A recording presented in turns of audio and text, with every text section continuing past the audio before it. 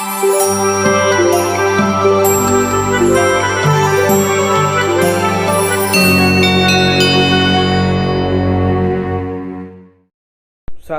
आपका हमारे YouTube channel yes my study point में स्वागत है। आज हम लेके आए हैं प्राचीन भारत के महत्वपूर्ण क्वेश्चन। ये सभी एग्जामों के लिए बहुत ही महत्वपूर्ण है। आइए देखते हैं। पहला क्वेश्चन, निम्न में से कौन एक प्रमुख नौपाषाणकालीन स्थल है? कौन है दोस्तों? आंसर होगा भीमबेटका। ओके, भीमबेटका की गुफाएं। डिटेल पढ़ लीजिए और क्लियर हो जाए आपको। भीमबेटका की गुफाएं एक प्रमुख नौपाषाणकालीन स्थल हैं। ये गुफाएं वर्तमान में मध्य प्रदेश के रायसेन जिले में स्थित हैं। ये भी बहुत क्वेश्चन आता है, किस जिले में है? रायसेन जिले में स्थित है। ये गुफाएं मानव द्वारा बनाए गए शैल चित्रों व शैलाश्रयों के लिए विश्व प्रसिद्ध हैं। इन गुफाओं की खोज 1957-58 में डॉक्टर विष्णु श्रीधर वाकाड़कर ने की थी। ओके दोस्तों, आइए अगला देखते हैं। पुरातात्विक स्थल इनाम गांव कहाँ स्थित है दोस्तों? तो ये स्थित है महाराष्ट्र में। कहाँ पर? महाराष्ट्र में स्थित है। क्लियर? इनाम गांव महाराष्ट्र में स्थित है। उत्तर हड़प्पा संस्कृत, उत्तर मतलब हड़प्पा के बाद, जो हड़प्पा और उत्तर मतलब हड़प्पा के बाद का, या हड़प्पा और जो सभ्यता जो खत्म हो रही थी उस समय का संस्कृत से जुड़ा हुआ, ठीक है, कृषि गांव तथा पुरातात्विक स्थल है। यह स्थल घोड़ नदी के दाहिने किनारे पर स्थित है। ठीक है, तो भीमा घाटी का क्षेत्रीय केंद्र माना जाता है। यह महाराष्ट्र के पुणे से 79 किलोमीटर दूर पूर्व में स्थित है। यह स्थल 1800 से 1200 ईसा पूर्व पुराना है। आइए आगे देखते हैं। ग्वालियर अभिलेख का संबंध किस वंश से है? किस वंश से दोस्तों? गुर्जर प्रतिहार वंश से। क्लियर? डिटेल देख लीजिए। ग्वालियर अभिलेख का संबंध गुर्जर प्रतिहार वंश के शासक मिहिर कुल से है। यह एक शिलालेख है जिस पर मात्र क्षेत्र द्वारा सूर्य मंदिर के निर्माण का उल्लेख है। यह विशुद्ध संस्कृत भाषा में लिखा गया है। इसकी लिपि उत्तरी ब्राह्मी लिपि है। ओके दोस्तों, अगला देखिए। निम्नलिखित युगों में से सिंधु सभ्यता किस युग से संबंधित है? किस संबंधित दोस्तों? बताइए दोस्तों। ऐतिहासिक काल, प्रागैतिहासिक काल और उत्तर ऐतिहासिक काल और आदि ऐतिहासिक काल। बताइए। ये देखते हैं, ऐसा करते हैं। यह जो है आदि ऐतिहासिक काल से संबंधित है। ठीक है, सिंधु घाटी सभ्यता आदि ऐतिहासिक काल से संबंधित है। यह एक कांस्ययुगीन सभ्यता है जिसका सर्वमान्य समय 2350 ईसा पूर्व से 1750 ईसा पूर्व तक माना गया है। यह सभ्यता भारतीय उपमहाद्वीप में प्रथम नगरीय क्रांति की अवस्था को दर्शाती है। अगला ये, किस स्थल को सिंधु घाटी सभ्यता द्वारा की गई सबसे पुरानी खोज माना जाता है? किसको? तो किसको माना जाता है दोस्तों? भीमडाणा। भीमडाणा को सिंधु घाटी सभ्यता द्वारा की गई सबसे पुरानी खोज माना जाता है। यह सिंधु घाटी सभ्यता का अब तक खोजा गया सबसे प्राचीन नगर है। क्लियर? तथा वर्तमान में हरियाणा के फतेहाबाद जिले में स्थित एक छोटा सा गांव है। इसकी स्थापना 7570 ईस्वी में हुई थी। ठीक है, अगला ये, सिंधु घाटी सभ्यता के निम्नलिखित स्थानों में से कौन सा एक स्थान रावी नदी के किनारे पर स्थित है? कौन सा दोस्तों? हड़प्पा। ये क्वेश्चन कई बार आ चुका है। हड़प्पा किस नदी के स्थान पर है? रावी नदी के स्थान पर। रावी नदी घाटी रावी नदी में स्थित है, बगल में। मोहनजोदड़ो चौहदड़ो सिंधु घाटी सभ्यता के प्रमुख केंद्र हैं। दोनों ही स्थल वर्तमान में पाकिस्तान के सिंधु प्रांत में स्थित सिंधु नदी के किनारे हैं। क्लियर? जबकि लोथल गुजरात, ये भी आता है। लोथल कहाँ? गुजरात में है और स्थित है। सिंधु घाटी सभ्यता का एक अन्य प्रमुख केंद्र हड़प्पा पाकिस्तान के पंजाब प्रांत में स्थित उप सहायक नदी रावी के किनारे है। क्लियर? सिंधु की उप सहायक नदी है रावी। ठीक, ध्यान रखिए। अगला ये, निम्न में से कौन सा सिंधु घाटी सभ्यता का एक प्राचीन पत्तन है? कौन है? लोथल। देखिए, लोथल एक बंदरगाह के रूप में है, तो ये ध्यान रखिएगा, बहुत इंपॉर्टेंट है, बहुत बड़ा है। लोथल सिंधु घाटी सभ्यता का एक प्राचीन पत्तन या बंदरगाह है। वर्तमान में यह गुजरात के भाल क्षेत्र में स्थित है। ठीक है, आइए आगे देखते हैं। इसकी खोज 1955 में रंगनाथ राव ने की थी। यहाँ के विशिष्ट मध्यभांड उपकरण, मोहरे, माप और बाँट आदि हड़प्पाकालीन उपकरण प्राप्त हुए हैं। ठीक है, इसके अतिरिक्त स्त्री पुरुष समाधान, हाँ ये बहुत इंपॉर्टेंट है, स्त्री पुरुष समाधान के साक्ष्य लोथल में प्राप्त हुए हैं। और कुत्ते को मानव के साथ दफनाया गया है कहाँ पर, कहाँ पर दोस्तों, जम्मू कश्मीर में। ठीक है, और ये भी क्वेश्चन आता है। हड़प्पा कालीन का इनमें से कौन सा नगर तीनों भागों में विभाजित है? कौन सा है? धौलावीरा। ठीक है, डिटेल देख लीजिए। धौलावीरा गुजरात के कच्छ प्रदेश के उत्तरी भाग खंडीर में स्थित एक ऐतिहासिक स्थान है जो 5000 वर्ष पूर्व विश्व का प्राचीन महानगर था। इस नगर की योजना समानांतर चतुर्भुज के रूप में की गई। यह नगर 3 भागों में विभाजित था। ठीक, निम्न में से किस हड़प्पन नगर में जूते हुए खेतों के निशान मिले? किसमें? तो कालीबंगा में। ठीक है, कालीबंगा मतलब चूड़ियाँ, तो इसका स्थान नामकरण ऐसे है। प्राचीन हड़प्पन नगर कालीबंगन में जूते हुए खेतों के निशान साक्ष्य प्राप्त हुए हैं। यह वर्तमान राजस्थान के गंगानगर जिले में स्थित है, जिसकी खुदाई सर्वप्रथम ए घोष ने 1953 में की थी। यहाँ से प्राप्त अन्य अवशेषों को में बेलनाकार मोहरे, हवन कुंड, अग्निकुंड, अलंकृत ईंटों से निर्मित चबूतरे आदि मिले हैं। क्लियर? वेद, उपनिषद, पुराण और धर्मसूत्र किस भाषा में लिखे गए हैं? किसमें लिखे गए हैं? संस्कृत में। दोस्तों कन्फ्यूजन न रखिएगा। वैदिक काल में वेद, उपनिषद, पुराण, धर्मसूत्र संस्कृत भाषा में लिखे गए हैं। वेद की संख्या 4 है, आपको याद होनी चाहिए। उनके उपवेद हैं, वो भी याद होने चाहिए। उनमें ब्राह्मण और उपनिषद वो भी याद होने चाहिए। उपनिषदों की संख्या 108 है, धर्मसूत्रों की संख्या 8 है, पुराणों की संख्या 18 है। ठीक है, ये भी आता है। पुराणों की संख्या कितनी है? 18 है। सामवेद के पाठकर्ता को क्या कहा गया है? दोस्तों बताइए क्या कहा गया है? घोषा, उद्गाता, लोपा, ब्राह्मण, बताइए। तो इनको ब्राह्मण कहा गया है। ठीक, सॉरी उद्गाता कहा गया है। आइए देखते हैं, डिटेल देखते हैं। सामवेद के पाठकर्ता को उद्गाता कहा गया है। सामवेद का संबंध संगीत से है। इस वेद को भारतीय संगीत का जनक कहा जाता है। इंपॉर्टेंट दोस्तों, ध्यान रखिए फैक्ट। इस वेद में मुख्यतः यज्ञ के अवसर पर गाए जाने वाले ऋचाओं का मंत्रों का उल्लेख, मतलब मंत्र का उल्लेख है। सतसहस्री संहिता उपनाम इनमें से किस ग्रंथ का है? किसका दोस्तों? महाभारत का। क्या नाम है? सतसहस्री, या जय संहिता भी कहते हैं इसको। ठीक, ये भी बड़ा जय संहिता कहते हैं। महाभारत की रचना महर्षि वेद व्यास ने की थी। इसमें कौरवों पांडवों के बीच युद्ध का वर्णन है। क्लियर? आगे ऋग्वेद के किस मंडल में सोम की चर्चा है? तो किसकी है? किस मंडल? 9वें मंडल में। इंपॉर्टेंट है, बहुत बार क्वेश्चन आता है। 9वें मंडल में सोम देवता, ठीक है, का वर्णन। सोम मतलब सोम रस मिलता है, प्राप्त होता था। सोम रस मतलब आज के समय की शराब, ठीक, उसको सोम रस कहते थे। ऋग्वेद सर्वप्राचीन भारतीय धर्म ग्रंथ वेद है। इसके संकलनकर्ता महर्षि कृष्ण द्वैपायन वेदव्यास को माना जाता है। ऋग्वेद में कुल 10 मंडल, 1028 सूक्त व 10,462 ऋचाएँ हैं। ठीक, इसके पाठकर्ता को होता कहते हैं। अभी आपने पढ़ा था सामवेद को क्या कहते हैं दोस्तों? बताइए। उद्गाता। ये सारे क्वेश्चन आते हैं। निम्नलिखित में से कौन सा आश्रम इंद्रियों पर संयम रखने और बौद्धिक विकास करने को शिक्षा देता है? कौन सा? ब्रह्मचर्य आश्रम। क्लियर?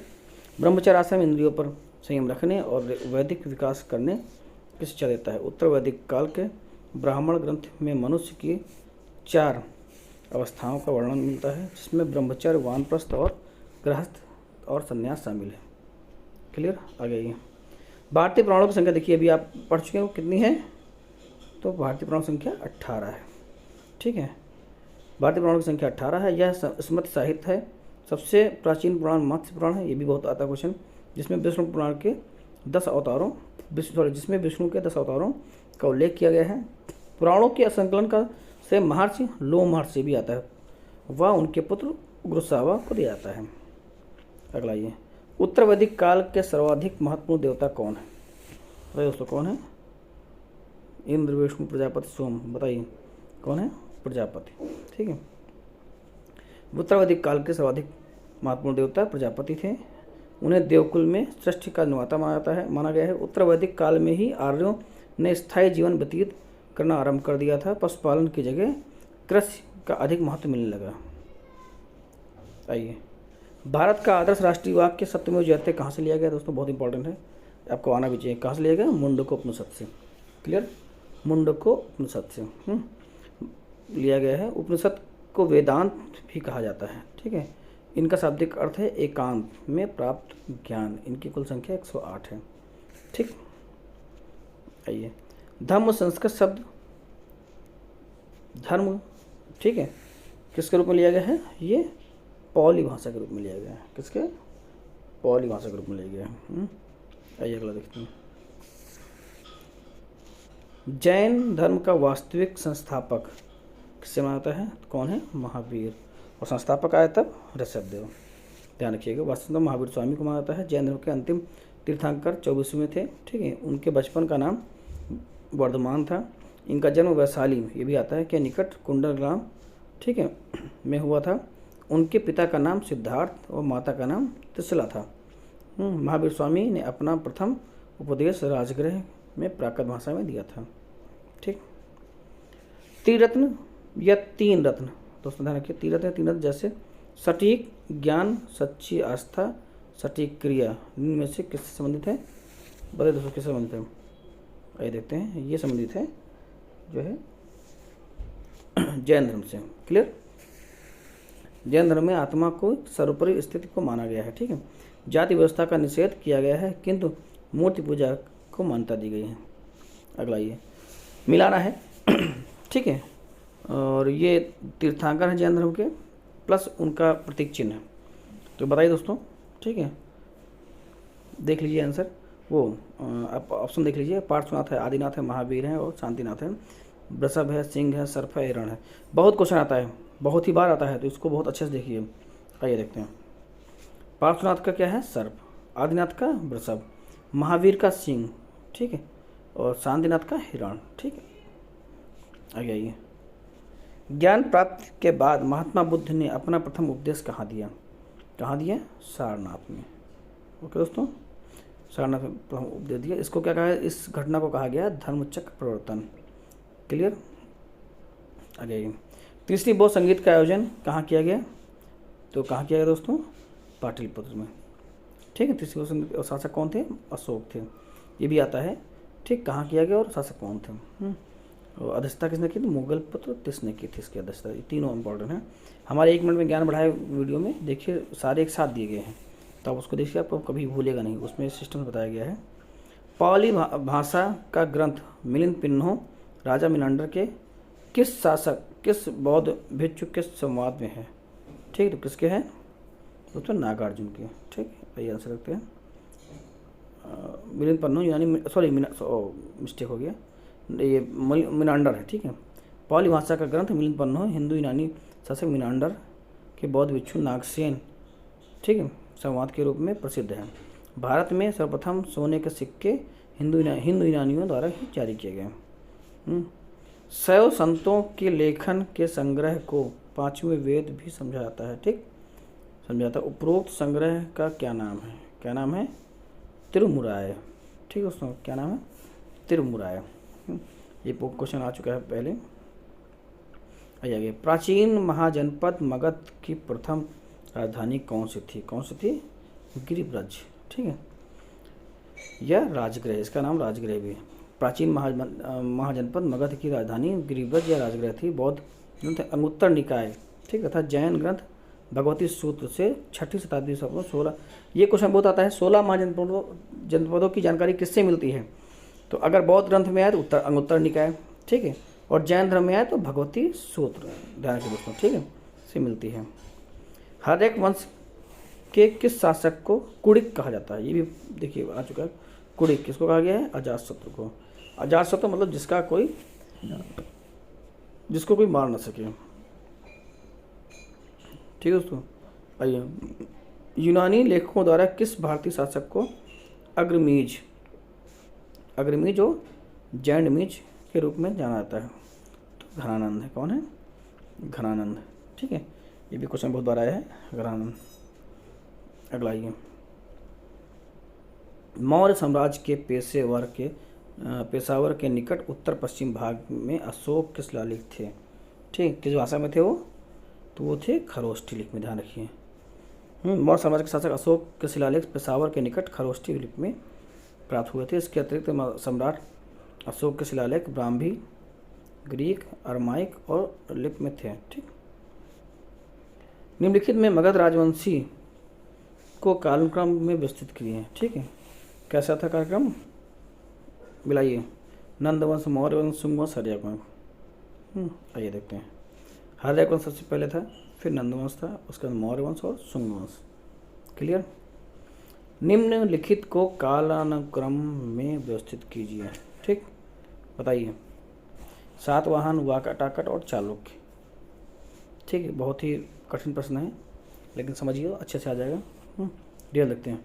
सातवाहन वंश की स्थापना सिमुक, ठीक है, सिमुक ने की थी 60 ईसा पूर्व में। कर्ण वंश के अंतिम शासक की हत्या कर की थी। क्लियर? तो अपनी राजधानी प्रतिष्ठान से स्थापित की। फिर कहाँ पर? प्रतिष्ठान में। वाकाटक वंश की स्थापना 255 ईस्वी में। क्लियर? 255 ईस्वी में विंध्य शक्ति ने की थी। ये ब्राह्मण वंशीय शासक थे।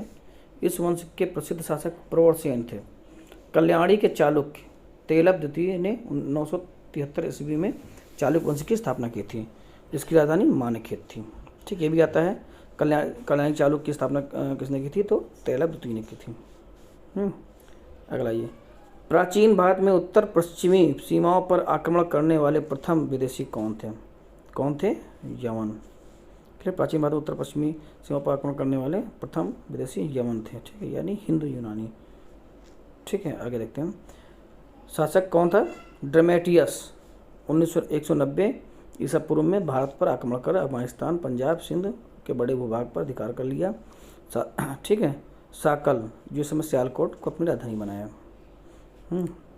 भारत में सर्वाधिक शुद्ध सोने के सिक्के किसने जारी किए? बहुत इंपॉर्टेंट क्वेश्चन है, बहुत इंपॉर्टेंट क्वेश्चन है, वेरी इंपॉर्टेंट। ठीक है, तो इसको आप अच्छे से पढ़िए।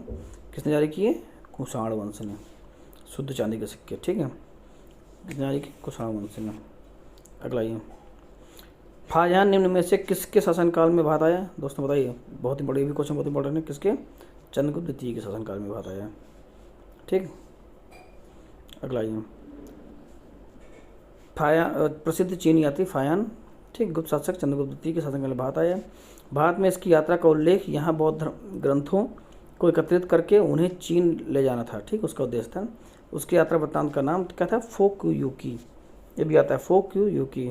ठीक है, भी आ चुका है। गुप्त युग में भूमि राजस्व की दर क्या थी? दोस्तों क्या थी? उपज का छठा भाग। ठीक, उपज का छठा भाग।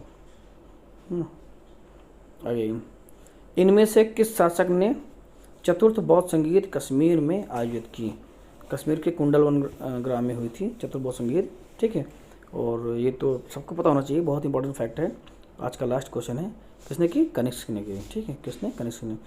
देखिए प्रश्न, कनिष्क ने बौद्ध संगीत चतुर्थ बौद्ध संगीत कश्मीर में कुषाण वंश शासक कनिष्क के समय में हुई थी, प्रथम शताब्दी में। ठीक है, आयोजित की गई थी। यह आयोजन कश्मीर के कुंडलवन ग्राम में किया गया था। इसके अध्यक्ष वसुमित्र, ठीक, ये भी आता है, तथा उपाध्यक्ष असुघोष थे। इस संगीत के बाद बौद्ध धर्म दो संप्रदाय, हीनयान, ये भी आता क्वेश्चन, और महायान में विभाजित हो गया। ओके दोस्तों, ये बहुत महत्वपूर्ण फैक्ट थे, आपको पूरा वॉच किया, इसके लिए बहुत धन्यवाद। फिर मिलेंगे अगले वीडियो में।